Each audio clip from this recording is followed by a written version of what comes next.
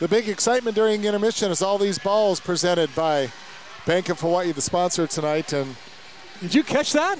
I stole it from your wife. I'm going to give it back, though.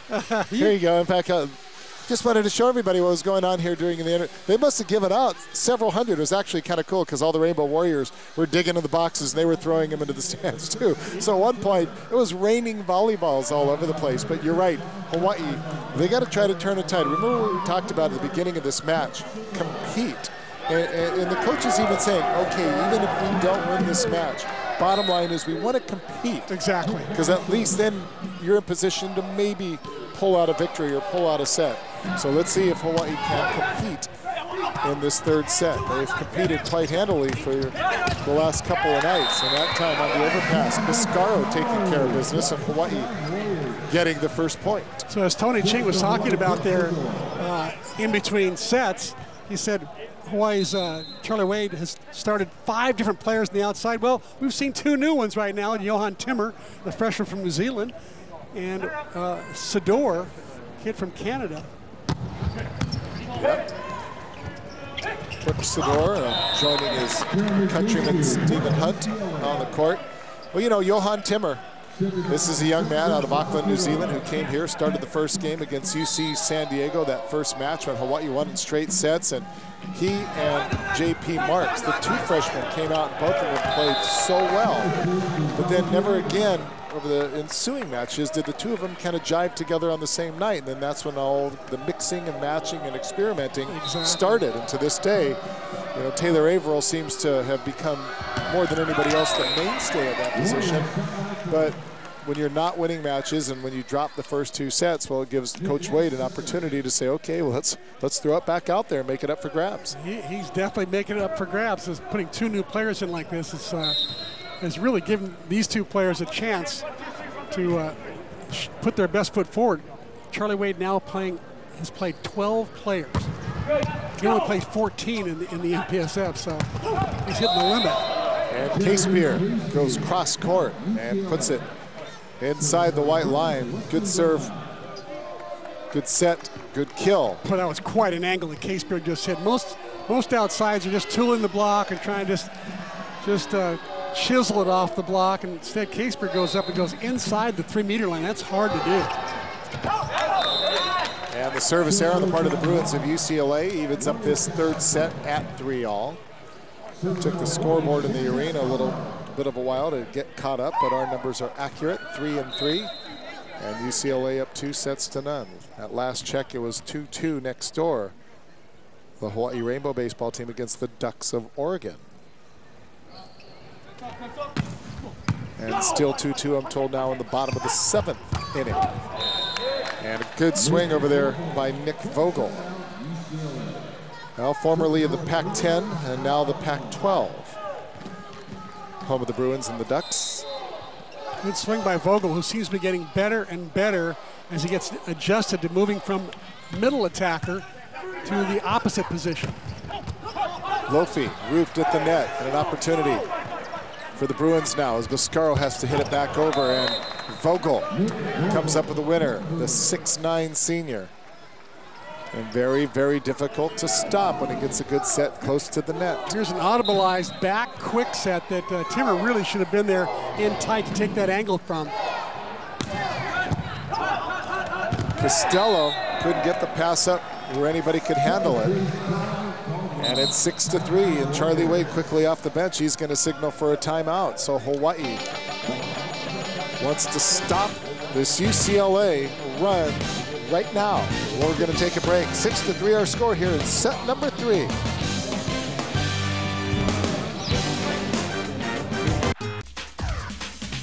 See what's new this spring at Big Island Candies. Visit BigIslandCandies.com to view their entire seasonal collection. So a quick whistle and a quick point, and it goes by way of Hawaii. So the Warriors get one back after the timeout. It'll be 4 serving 6, Stephen Hunt, a senior out of Toronto, Ontario, Canada.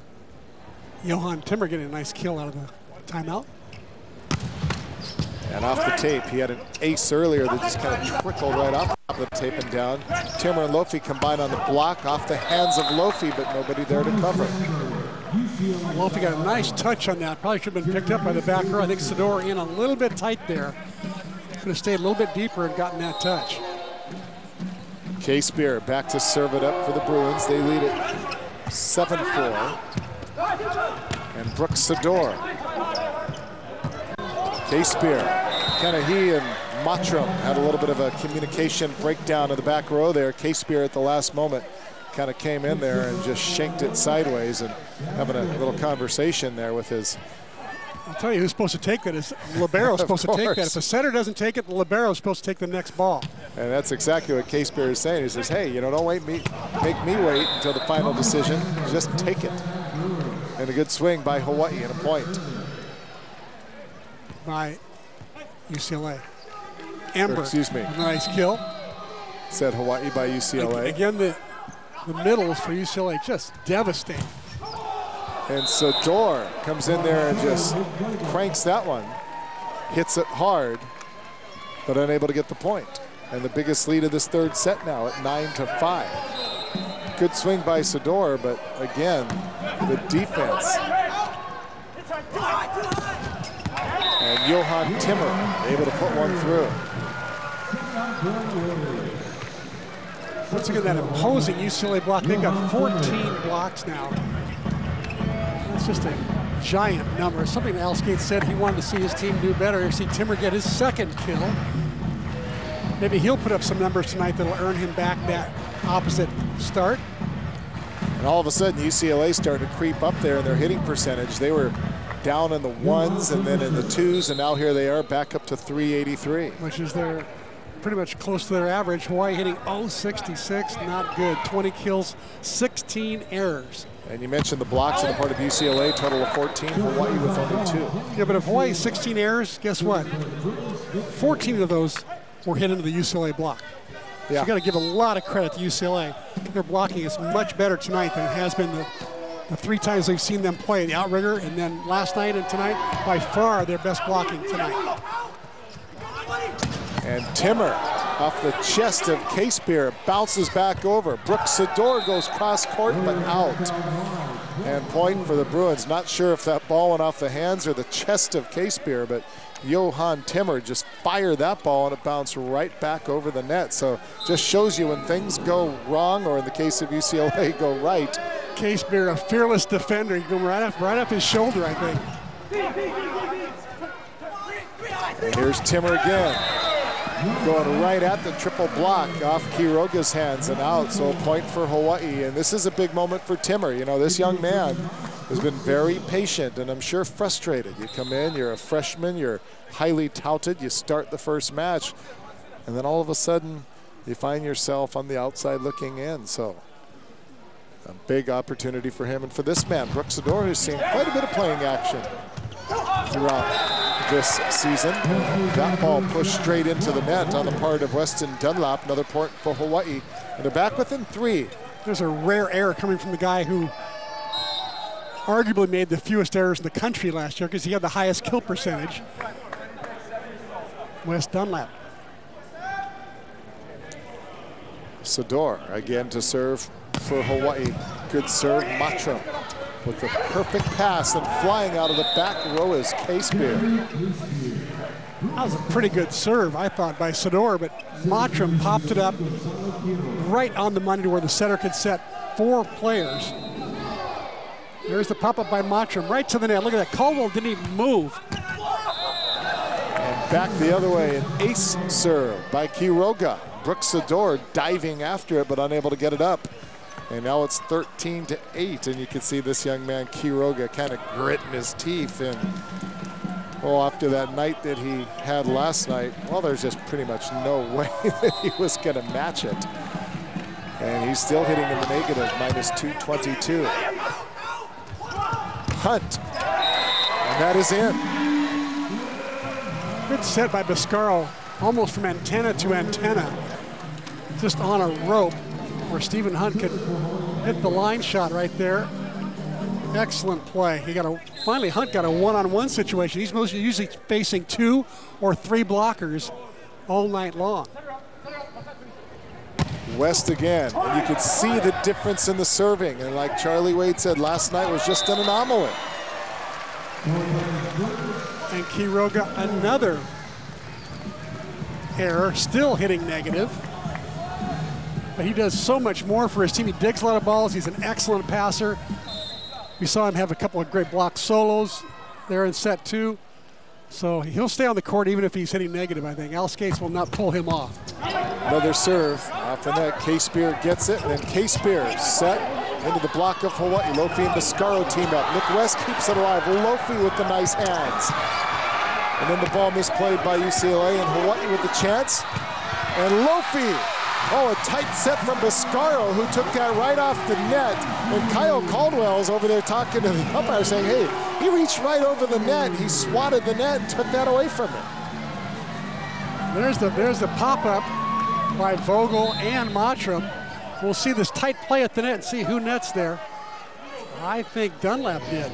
Yeah, kind of looked like it. And that serve just out.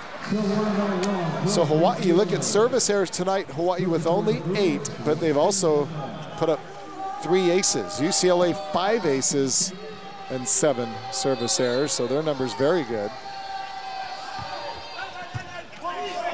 Right on the net again with the serve. Hunt into that big block and out. Point Hawaii. Again, Stephen Hunt continuing to face the biggest block UCLA can put up, 6'9" and 6'7". Hawaii back within 2. Biscaro back to serve it up for the Warriors. High toss and a serve that floats out. So 1st to 15, the Bruins of UCLA, media timeout. We'll take a break. We're in set number 3. Hawaii trying to extend this match to a 4th set before we all say aloha to that man there. Back with a lot of dancers here and a lot of balls in the stands. And time for a Jack Fact. UCLA has more victories over Hawaii than any other Warrior opponent. Pepperdine's second on the list with 40 wins over Hawaii. Again, that's mostly because UCLA started playing volleyball earlier than any other college. 1962 that guy started, 50 years ago. Kind of cool when you look at some of those old videos. We showed a little video clip at the beginning of this match when Charlie Wade presented Al Skates with a little keepsake and video from Clum Gym.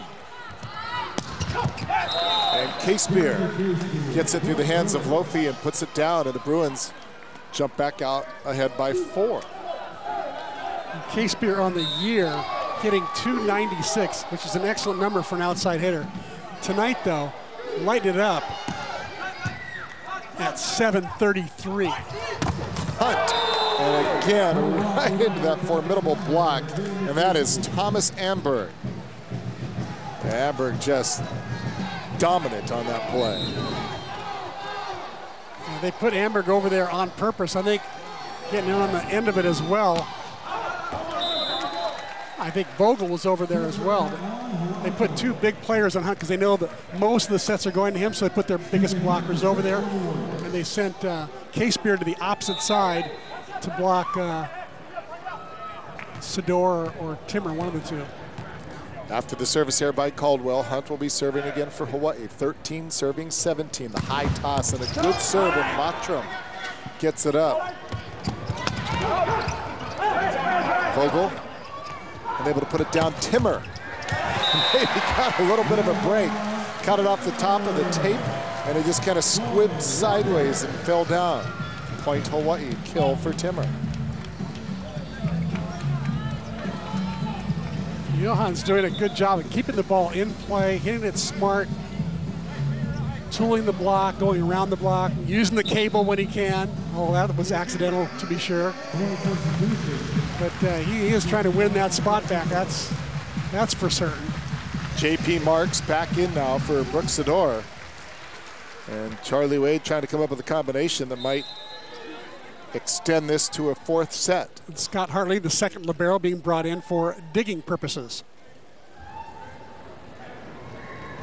And Hunt, powerful serve, but into the net. Service error, and it's 18-14. Toss a little low and too far in front. couldn't quite catch up to it, no matter how fast he ran. Jeremy K-Spear. It's been fun watching this young man play. Timmer, Matram knocks it back over, and they go back to Timmer and right into the arms of Quiroga, who comes up with the big solo roof. That is now 16 blocks for the Bruins. And I tell you what, they're throwing a block party here in the Warriors' home tonight. And Quiroga's been in on 5 of those 16. Nearly 6 of them, but that time he just couldn't quite turn it in enough off Quiroga's hands and out. Point Hawaii. It's funny, the one thing that Al Skates talked to me about before the game, when I said, Al, your team played pretty well last night. What do you want them to do better? He said, oh, we didn't block very well last night at all. We only had 7 blocks. Yeah, well, guess what? They listened. I think they must have listened to him. What do you think?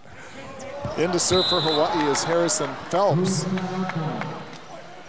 And tries to pop it over. And another service error. 20-15 now. Kind of a 13 players now, I believe. Yeah. Charlie Wade's gotten into the ball game. Kind of tough. You sit here and you watch for hour and 40 minutes, and then you got to come in there and try to serve one in. But that's the name of the game. Yeah, it's really tough being a serving specialist in this league. You know, in women's volleyball, you can go and be a serving specialist and then stay 3 rotations across the back row. So you at least get semi-warm. And Timmer put up by K-Spear and then off the block by West and out. Point UCLA. And it's now 21-16.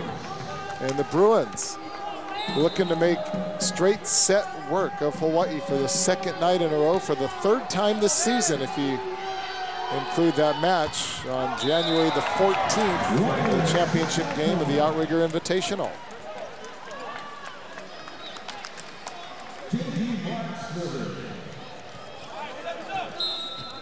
So JP Marks back to serve it up for Hawaii. 17 serving 21. And it falls eerily quiet inside him.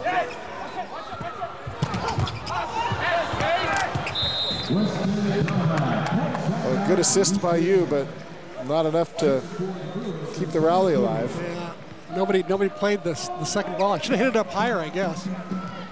I would have given you an assist. 22-17 now. Going to set up West. Oh, that ball kept alive. What a heads-up play by Nick Vogel. Then the ball hit out. And Charlie Wade saying, huh, what? Didn't matter. Hawaii got the point in the end. Bruins showing that they're quick on their feet. They got quick hands. They're large at the net. They're obviously well coached. They have all the ingredients, and they have all those seniors playing. 5 out of 7 seniors in the starting lineup. They're poised to make a run for the national championship, that's for sure. Timmer, perfect job to Biscaro, sets it up nicely for Marks, and he hits it off the block for the winner. And it's 19-22. And wouldn't it be nice if Hawaii could put together a couple more, maybe a few more natural points, and put themselves in a position to steal this 3rd set back.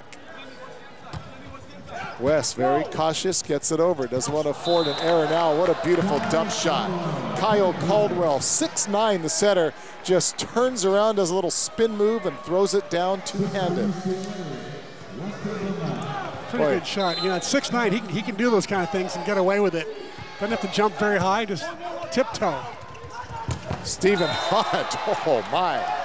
That ball was almost 90 degrees straight down, and you can kind of see the relief on his face as if to say, finally, finally I get that kind of a shot. Let's take a look and see if we can see if it's out or not. UCLA's calling out, the linesman's calling out. It must have been out. It must have been out, and he can't believe it. And Charlie Wade's going to call a timeout at 24-19. We'll be back with more from the Stan Sheriff Center.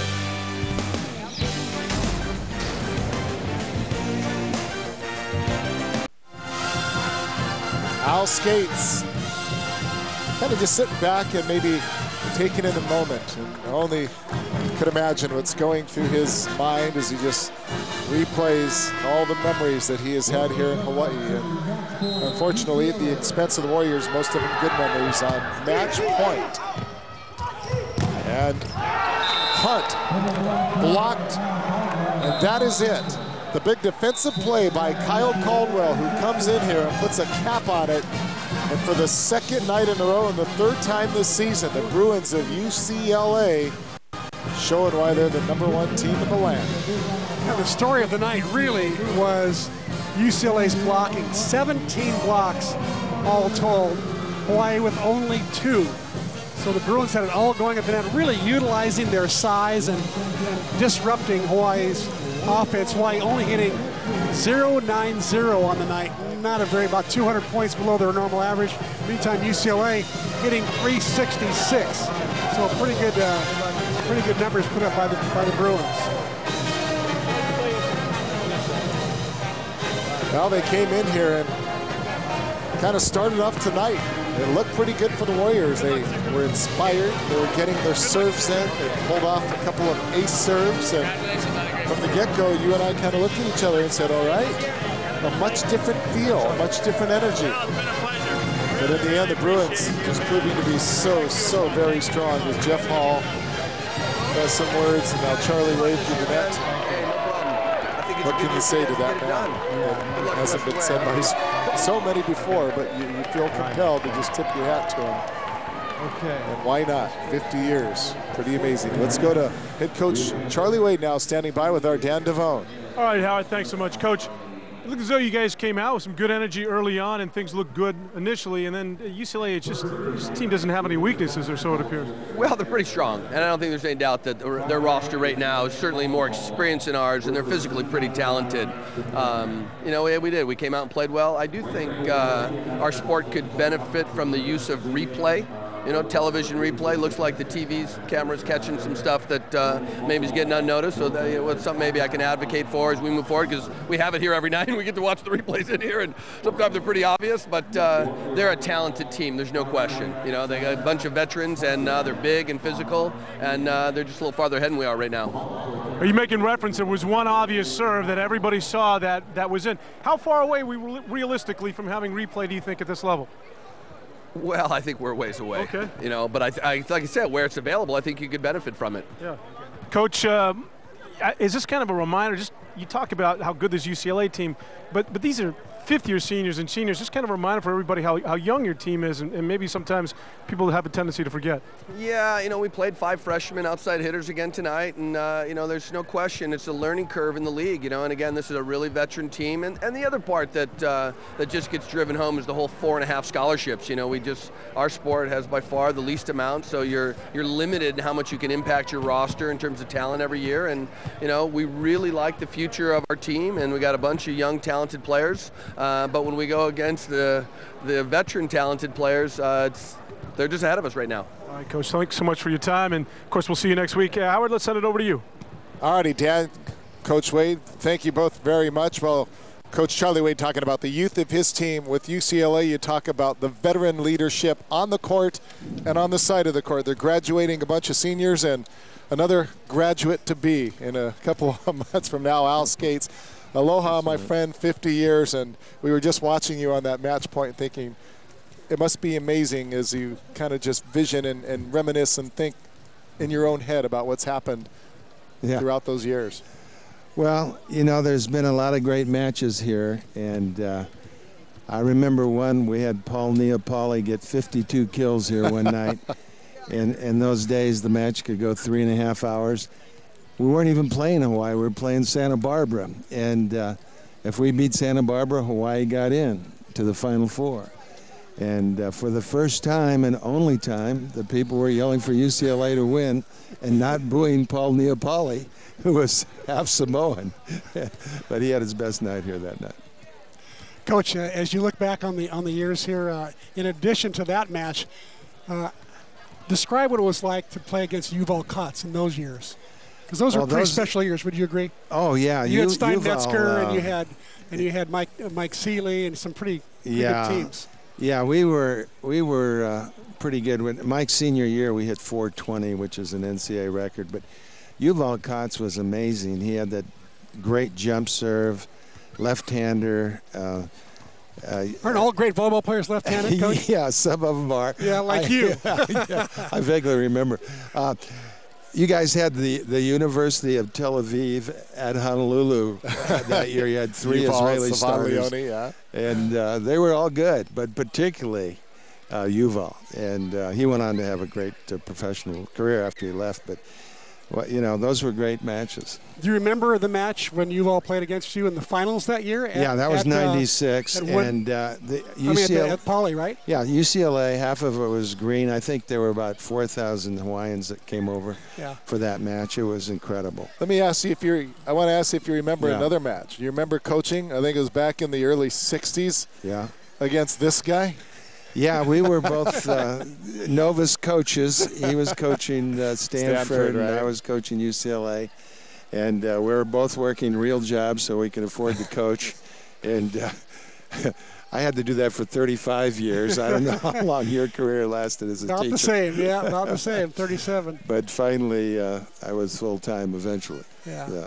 Prior to the game up on the big screen, they flashed some memories and old video highlights of you even in Clum Gym. Last night we flashed a different video, and we're going to put that up right here because this obviously has to be one of your more proud moments. So let's go ahead to the videotape. Let's talk about this, shall we? Talk us through this, Coach. Well, I think I have my Hawaii hat on. Yeah, you do. That's the right. Blue hat. I'm trying to advertise, and I'm playing an old guy. It was a real stretch. There's my sky ball, and first take, by the way. That old guy was pretty funny. I thought he was going to have a heart attack. Boy, he was out of shape. The guy I was playing with, not me. Yeah. And then you had the roundhouse. You had the roundhouse going on, and then the straight floater. Yeah, that was a lot of fun. Paul Nittaidai was the director, the man I just spoke of, who had 52 kills. He wrote the script. And it's called Beach Kings if you want to get it somewhere on DVD. Not coming to a movie near you, theater probably near my you last soon, right? acting job. Well, finally, in all seriousness, as you're winding down, and obviously, you know how wonderful it would be to go out with a national championship for you. Is there any way you can quantify these past 50 years when you look at the numbers that'll probably never be matched? Well, it's gone by in a blur. I mean, this season is going by so fast. It's just unbelievable. It'll be over soon, and the preseason went by faster than the 6 weeks. We just went by in a shot, and I'm going to miss this. I'm obviously going to miss it. But I'll get to do some other things and spend some time with my grandkids, and soon I'll get to travel to places that she wants to go to, not just volleyball meccas around the world. So I want to ask one more question. Yeah. Can you prognosticate as to how you think the rest of the year might go? Pretty interesting league. Long Beach beating you, and then we haven't BYU losing Taylor Sander. It's kind of an interesting way things are going now. Unfortunately, Taylor will be back in time for us. We play at the end of the year. They were the #1 team when he was healthy. Yeah. But I didn't know how much he meant to that team because now they went 5 with Cal Baptist. But they came into Irvine, beat Irvine twice, and Irvine beat us at the UCSB tournament. So we have 4 tough league matches yet, really tough. Yeah. And then we got beat by Long Beach Tuesday night. We came in just absolutely flat, which probably made us play a lot better here. Had we won at Long Beach, we could have come in here flat. I mean, you don't know. So now really put you on the spot. Who are going to be the 2 reps from the MPSF in the Final Four? Take a stab at it. Well, it's going to be Stanford, Irvine, BYU, or UCLA. 2 of those 4. Oh, so we can pick 4 from that. Yeah, pick any 2 we want. Well, I'm gonna pick UCLA as one. And the final you one? You pick whoever else you want. Well, Coach, wherever you go and wherever your travels take you, it's quite apparent you're always welcome here in Honolulu. So yeah, I've loved playing here. This has been great. Come on back anytime. Congratulations to you. It's a pleasure. Thank you very much. Coach, congratulations. Thank you. All right, Head Coach Al Skates of UCLA about to say aloha after 50 years, and we say aloha to him. And before we do anything else, let's go to our Bank of Hawaii Players of the Match, Chris. And not surprised, last night You have Quiroga hitting 762, and then all of a sudden you got K-Spear hitting 733. And Al Skates talking about, we need to do a better job of blocking, and that's all they did tonight. What's he feeding his outside hitters? That's what I want to know. Look at that. 733. Come on, coach. Jared Lope with 5 kills, 7 attempts. He hit 714. Good night for Jared in the middle. But a little bit too much UCLA tonight. Too much blocking by UCLA. Yeah. 17 in all. Wow. Well, it was a couple of fun nights of volleyball, and at the end of it, what a pleasure to talk to not a great coach only, but just what a tremendous guy and a classy gentleman. And a legend. Yeah. I mean, you have John Wooden in basketball at UCLA, and you have Al Skates, and, you know, yeah, they're both right there. I can't even imagine coaching that long, 50 years. It's pretty amazing what he's done. 17 national championships. And he was teaching elementary school all day for 35 of those 50 years. How about good that? For him. Well, it was a good, fun weekend for us. I want to thank you. It's always a pleasure. We'll do it again soon. Yep. Don't forget, tomorrow it's baseball on OC Sports, and again on Monday, 1 o'clock, we'll be on with the pregame at 12:30 from next door, Lessburg Coffee Stadium. That does it for Chris McLaughlin and myself, Howard Dushevsky. Stick around, though. Much more to come with the postgame show, everybody. We'll see you next time.